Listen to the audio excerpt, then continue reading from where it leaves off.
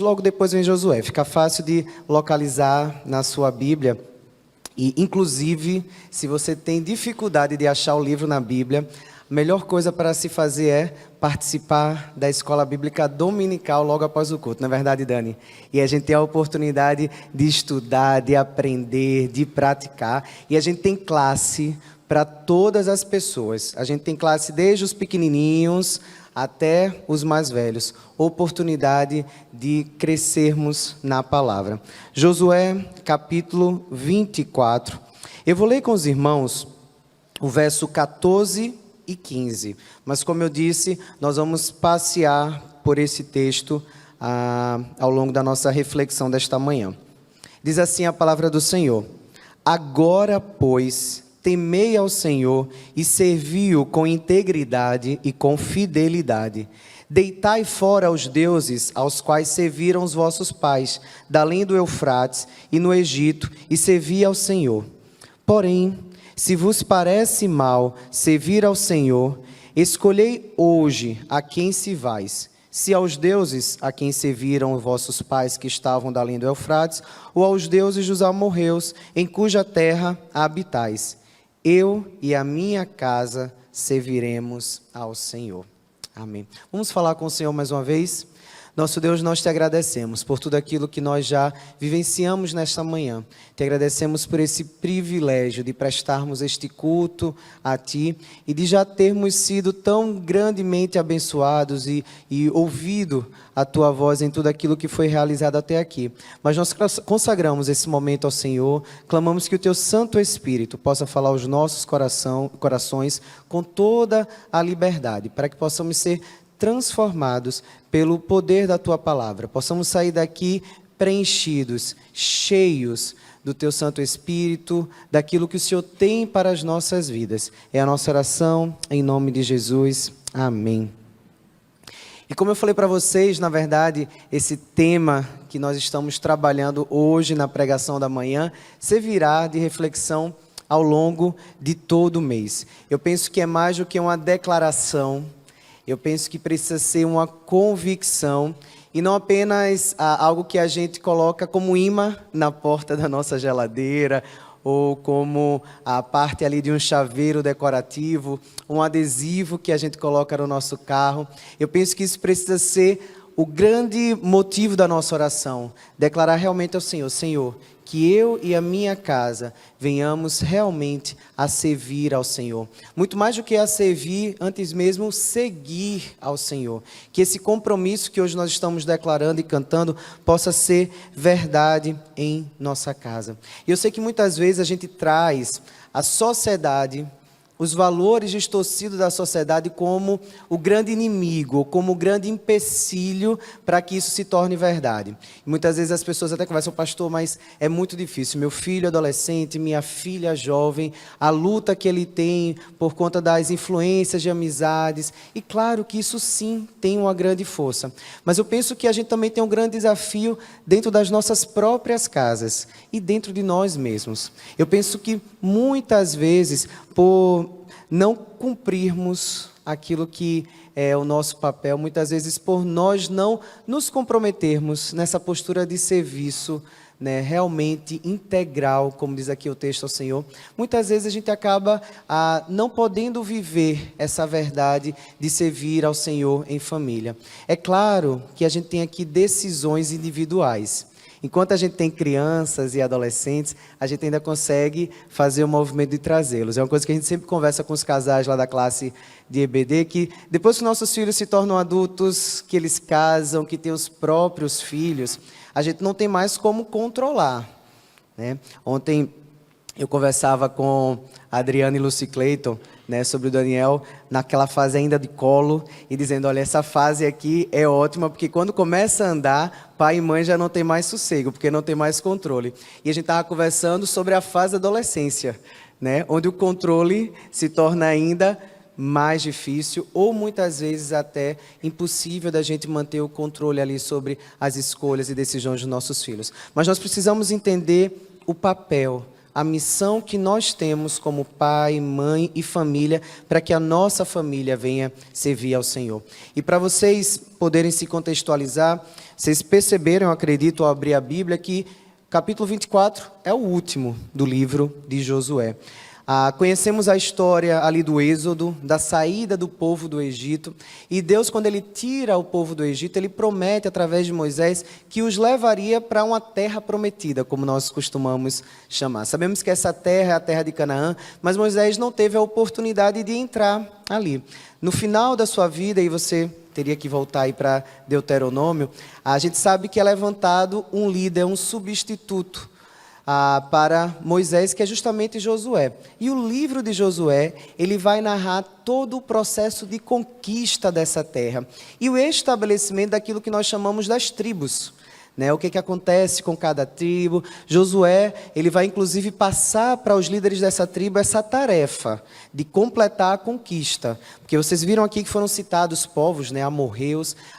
Aqui no livro de Josué a conquista ainda não tinha sido concluída. Mas Josué sabia que a sua vida estava no fim e era preciso que agora o povo tomasse o compromisso, a responsabilidade para conquistar essa terra prometida, mas com uma lembrança. Que se você voltar aí no capítulo 24, nos primeiros versos, nós vamos ler que tem todo um relato do que Deus fez, desde a saída de Abraão até o momento que o povo está. E aí eu dou até uma tarefa de casa para vocês, tá? Depois dá uma olhada do verso 1 do capítulo 24 até o verso 13, e aí você vai circular na sua Bíblia ou grifar quantas vezes aparece a palavra eu, tá? E quantas vezes o verbo é conjugado na primeira pessoa do singular. É muito interessante observar Deus falando ali para o povo, e Ele começa a falar, olha, eu vos trouxe, eu vos tirei, eu os levei, eu não quis. E Ele começa a colocar, lembrando para o povo, que se eles vivenciaram tudo o que vivenciaram, se eles foram libertos da escravidão egípcia, se eles passaram pelo Mar Vermelho, na terra seca, se eles sobreviveram no deserto recebendo maná, se eles tiveram proteção e libertação diante de tantos inimigos que eles enfrentaram, não era porque o povo era forte, não é porque o povo era numeroso, não era porque Moisés ou Josué eram bons líderes, era porque o Senhor estava conduzindo todo o processo até ali. E eu penso que essa é uma primeira compreensão que a gente precisa resgatar do grande foco, de onde tem que estar a nossa vida. Eu penso muitas vezes que a nossa família não está servindo ao Senhor, porque talvez nós até perdemos o foco como família, daquilo que, para onde nós deveríamos olhar. Nós precisamos lembrar, e esse texto nos faz perceber isso, que a história, ela não é sobre mim. Eu sei que muitas vezes nós oramos, e até muitas vezes até a gente canta, Deus, Ele é fiel a mim. Mas a gente precisa lembrar que a fidelidade de Deus, ela não tem como alvo necessariamente a minha vida. Pode até ser estranho ouvir isso. Como assim? A fidelidade de Deus não tem o alvo a minha vida? Não. A fidelidade de Deus tem como alvo a glória dEle. E aí, a partir daí, Ele age e Ele trabalha conforme Ele quer. E muitas vezes nós não entendemos o porquê da dificuldade, o porquê do sofrimento, aquela pergunta, Porque pessoas boas também passam por situações ruins. E aí, quando a gente chega aqui em Josué 24, a gente percebe que até a escravidão fez parte do trabalhar de Deus. Envolveu, sim, escolhas. Homens e mulheres aqui faziam suas escolhas. Homens e mulheres aqui, inclusive, tomavam decisões erradas, bagunçavam aquilo que Deus estava fazendo, porque a gente muitas vezes coloca os pés pelas mãos. Mas o próprio José falou para os irmãos, olha, Deus ele transformou a maldição em quê? Em bênção. Sabe por quê? Porque o foco não era a família de José, não era José. O foco era aquilo que Deus estava preparando para o seu povo, que também não tinha um fim em Israel. Israel muitas vezes se confundiu e achavam que eles eram a nação eleita e melhor do que os outros povos. E Deus deixa muito claro, olha, também não tem a ver com vocês. Tem a ver com o meu propósito maior na história da humanidade. E nós somos parte disso. Não é sobre você. Tá? E aí quando você perceber que a sua oração está muito no eu, no meu, e você está em crise por não entender porque as coisas não estão do seu jeito, lembre-se, não é sobre você, é sobre Deus. E Ele deixa isso claro para o povo de Israel. E aí é muito interessante que nós chegamos no versículo 14, que nós lemos aqui juntos. E se você parar para observar o versículo 14, ele começa com uma palavra. Como é que está aí na sua Bíblia? Agora. Já que eu disse tudo isso, já que eu lembrei vocês da aliança, agora vocês precisam assumir o compromisso de vocês. Agora que vocês já entenderam isso, agora que eu já operei tudo isso na vida de vocês, eu preciso da resposta de vocês. Esse momento aqui em Siquém, onde Josué está preparando a sua morte, a sua saída, e relembrando o povo, trazendo à memória o que Deus fez, e relembrando o povo da aliança, era esse o grande objetivo de Josué. Existe um compromisso assumido com Deus. Quando a gente fala sobre aliança, e aqui eu estou falando da aliança de casamento, mas qualquer tipo de aliança, de contrato, vai envolver pelo menos o quê? Duas partes. E aí, os advogados de plantão, se uma parte quebra o contrato, o que acontece com aquele contrato? Ele acaba sendo prejudicado. Durante todo o texto bíblico, Deus ele faz questão de lembrar isso para o povo. Olha, eu sou fiel o tempo todo, mas vocês estão falhando na parte da aliança. Eu sou fiel porque eu não tenho como mentir.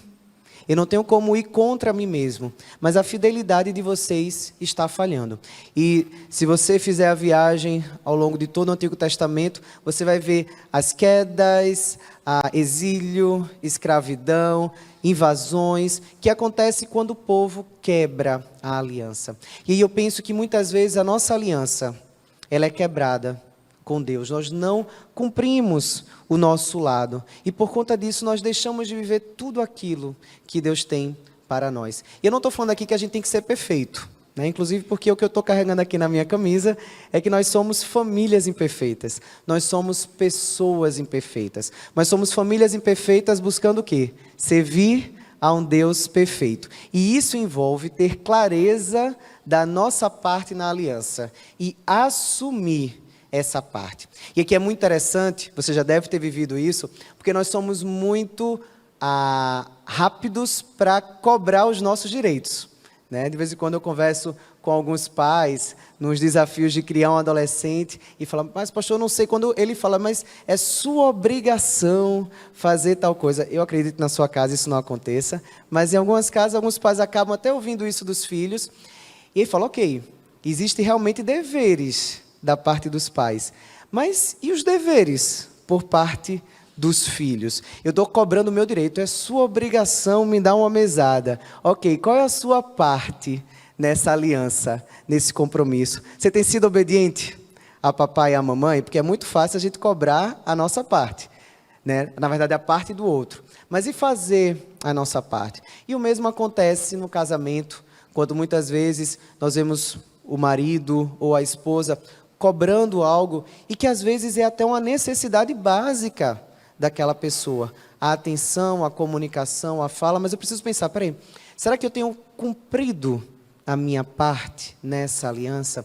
E o mesmo, e prioritariamente, se aplica a Deus. A gente busca ao Senhor, querendo ser atendido. Mas será que nós temos cumprido a nossa parte? E eu não falo aqui numa perspectiva de meritocracia, olha, faz algo que Deus vai te responder, né? Olha, realiza isso para Deus, serve a Deus, que Deus vai fazer tudo aquilo que você pede em oração. Não é isso que nós temos no texto bíblico, tá? Nós temos, inclusive, no texto bíblico, a compreensão da graça, né? Onde nós recebemos sem merecer. Mas eu falo aqui numa perspectiva de aliança. Porque servir ao Senhor envolve o cumprimento de uma aliança, onde Deus está sempre cumprindo a parte dele. mas nós precisamos estar atento para também cumprir a nossa parte. E aí, eu queria que você pudesse sair daqui com 3 verdades com você. A primeira é que Deus, Ele nos chama para servir. Tá? O servir ao Senhor é um chamado. Tá? Não é somente o privilégio, a prerrogativa de alguns. Não são apenas os líderes da igreja, os pastores que são chamados para o serviço. Todos nós somos chamados para servir ao Senhor. Se você conhece a Deus, se você já entregou a sua vida ao Senhor, se você já reconheceu o Senhor Jesus como, a gente sempre fala, né? Como Senhor e Salvador da sua vida, tê-lo como Senhor implica necessariamente no compromisso de servi-lo. Nós somos chamados para servir ao Senhor.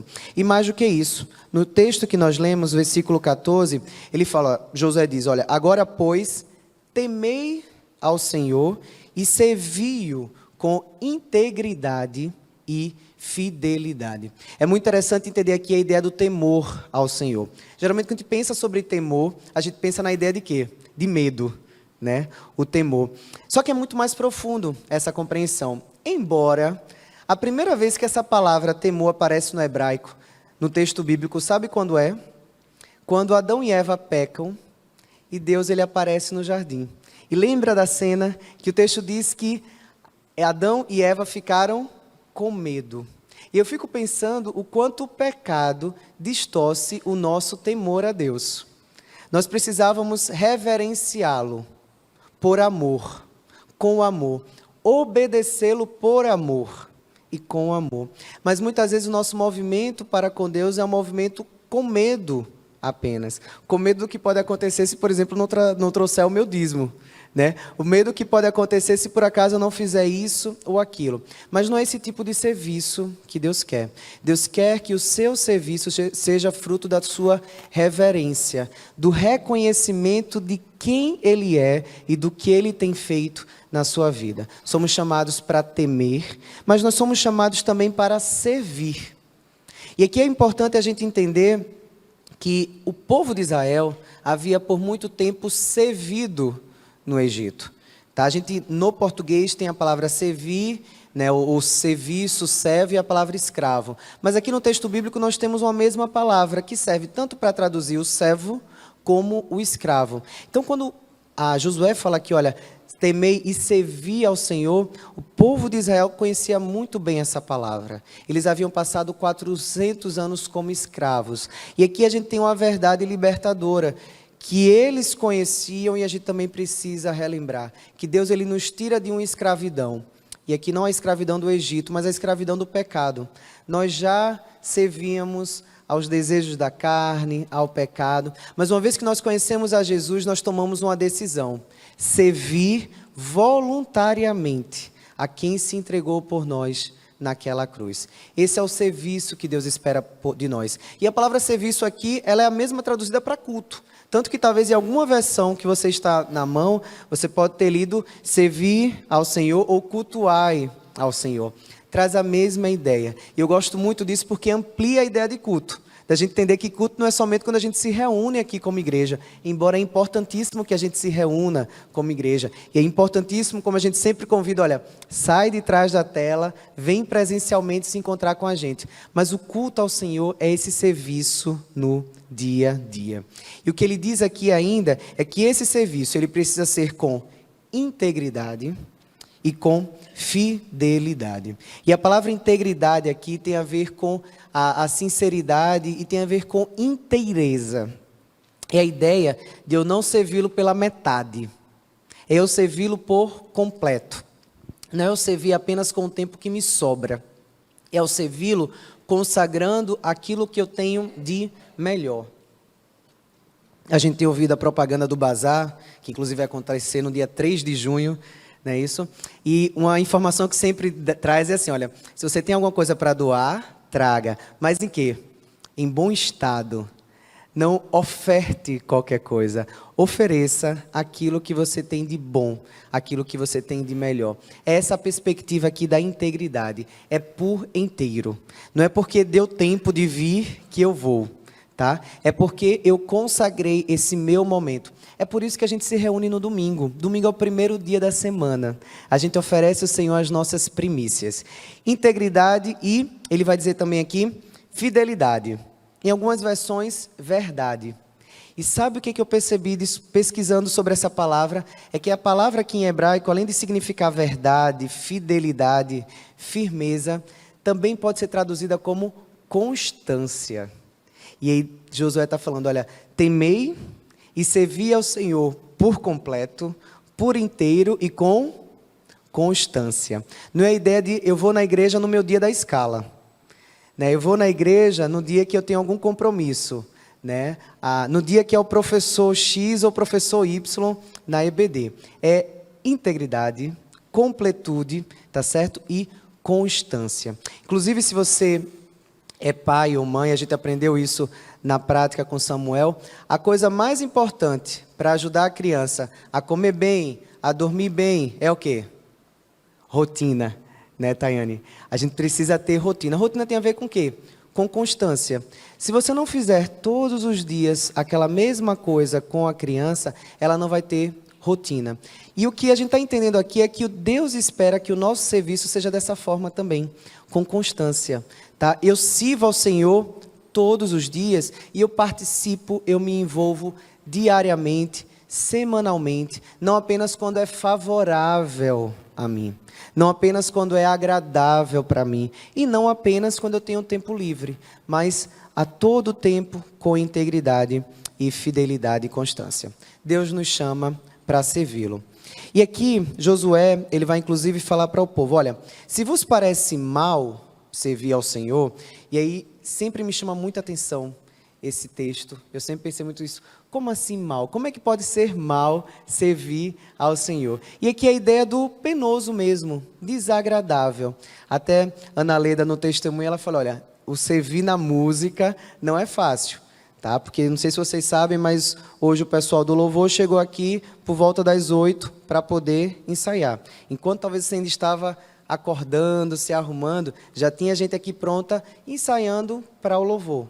Tá? Então, servir ao Senhor envolve, sim, esse sacrifício. E Josué deixa muito claro, olha, se para vocês é pesado demais, se para vocês não dá, é abrir mão de muita coisa, façam a escolha de vocês.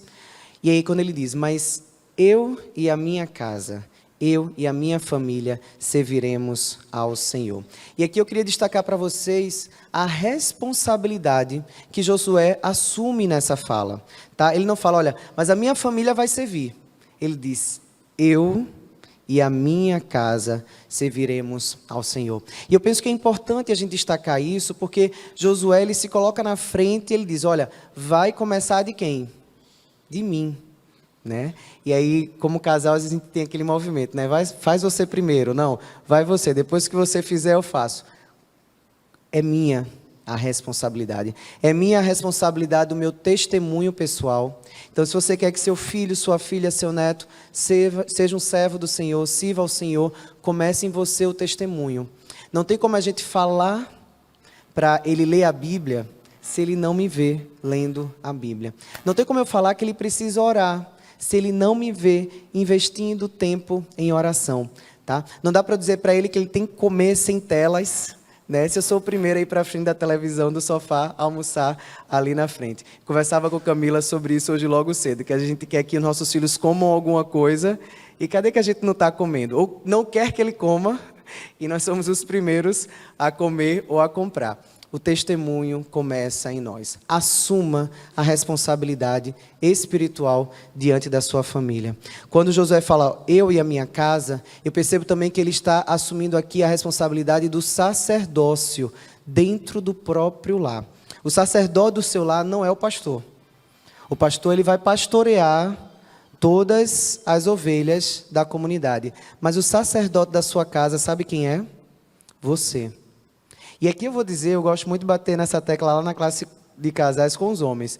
É muito importante, homem, que você assuma a sua responsabilidade como pai, como líder da sua casa. Eu digo isso porque muitas vezes a gente se acomoda, principalmente se a gente tiver uma mulher no 220, né, uma mulher virtuosa, né? A gente tem aquela mulher e a gente deixa que ela vá tomando conta e a gente até joga às vezes a culpa nela, mas também ela não me deixa fazer nada, ela já vai assumindo logo tudo. Mas será que eu estou me colocando no papel que eu preciso me colocar? Será que eu estou sendo o primeiro a levantar e falar, ó, chegou a hora de irmos para a igreja, é domingo e vamos nos aprontar? Eu lembro que tinha uma musiquinha assim, que minha mãe sempre cantava na hora de a gente levantar no domingo para ir para a igreja. Você tem assumido a sua responsabilidade? Porque jogar para a mulher que o Senhor me deu é muito fácil. Jogar para o esposo que o Senhor me deu é muito fácil. Ou jogar até para a serpente, né? A culpa é da serpente. Mas e a tua responsabilidade como sacerdote? Como aquele que puxa, inclusive, olha, nós vamos ter uma refeição juntos sim. Se não der para ser o almoço, vai ser o jantar, mas vamos ficar todos juntos, sem telas. A gente vai orar antes de comer. Nossa, mas meus filhos já são adolescentes, eu nunca fiz isso. Eles vão dizer, pai, como assim? Fala sério, né? Agora o senhor quer fazer isso? Sim, agora eu quero fazer isso, porque eu decidi e eu me comprometi que eu e minha casa vamos servir ao Senhor. Então, depois você sair de casa, tiver a sua casa, você decide se ora ou não antes de comer. Mas enquanto você estiver aqui, né, debaixo do meu teto, né, debaixo da casa de papai e mamãe, nós vamos orar sempre antes das refeições. Eu sei que parece algo simples, mas são as pequenas diferenças que nos levam a assumir a nossa responsabilidade e fechar as brechas, inclusive, que muitas vezes nós deixamos. E na palavra de Josué, eu percebo também que aqui Josué, quando diz eu e a minha casa, ele está falando sobre esforço, sobre dedicação. Tá? Testemunho pessoal, sacerdócio e esforço, dedicação. Né? Eu me preocupo, hoje eu estou mais próximo do que acontece com as mensageiras e embaixadores por conta de Camila, que lidera as mensageiras, e a gente fica encantado hoje com o número de meninas que a gente tem. Ela estava fazendo uma listagem esses dias, eu acho que ela listou quase 40 meninas, que deveria ser de 9 às 16, mas tem umas de 5, 6, 7, 8 que também querem participar, e aí foi aberto espaço para elas também. E são meninas que vêm no domingo, às 16 horas. Eu confesso que no domingo, 16 horas, é um sacrifício. Eu digo isso porque nós também ficamos aqui na EBD, e a EBD de casais sempre se estica um pouquinho, e aí a gente conversa também um pouquinho, e aí quase que é almoço, banho e retorno para a igreja.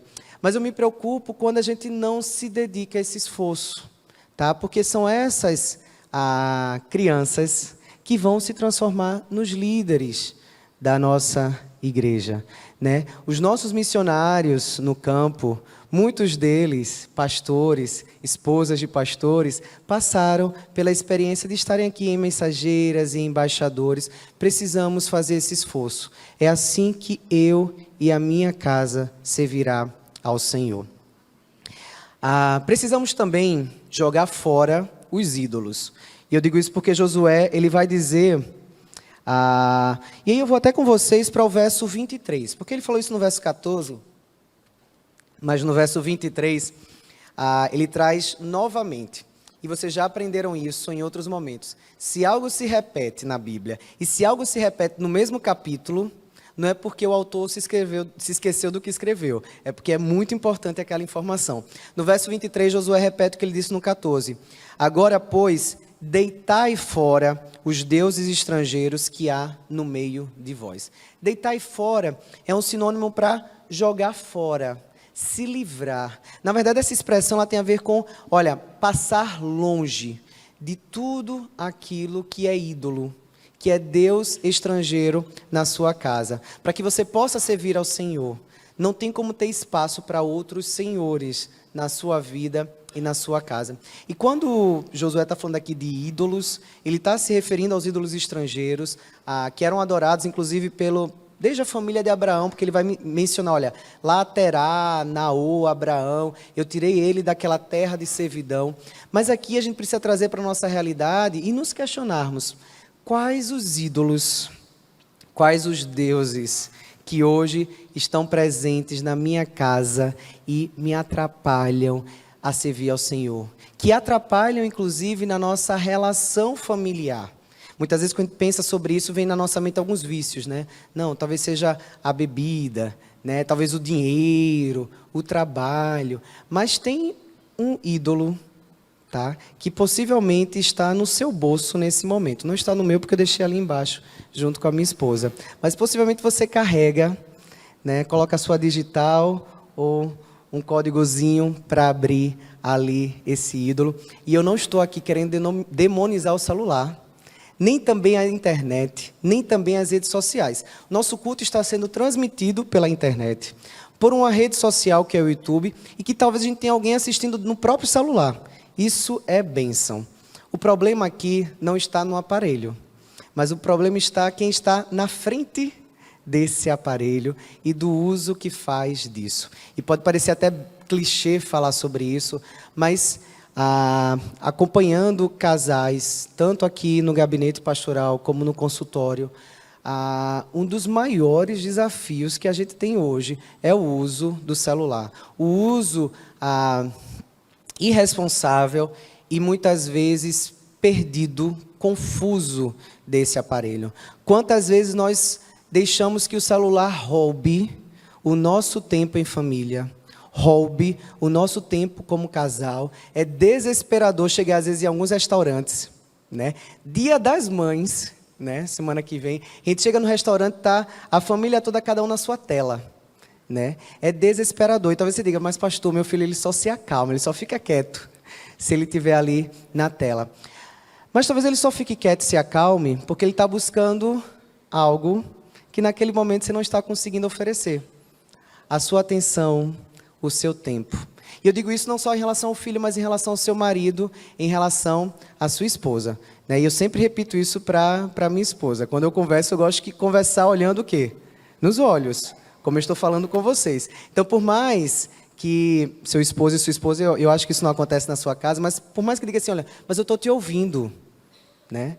Mas eu não quero só que você me ouça, eu quero que você me escute por inteiro. Eu quero que você me veja, eu quero que você me olhe, eu quero ser atendido, percebido, respondido por você. E eu acho que esse não é só um desejo, uma expectativa minha.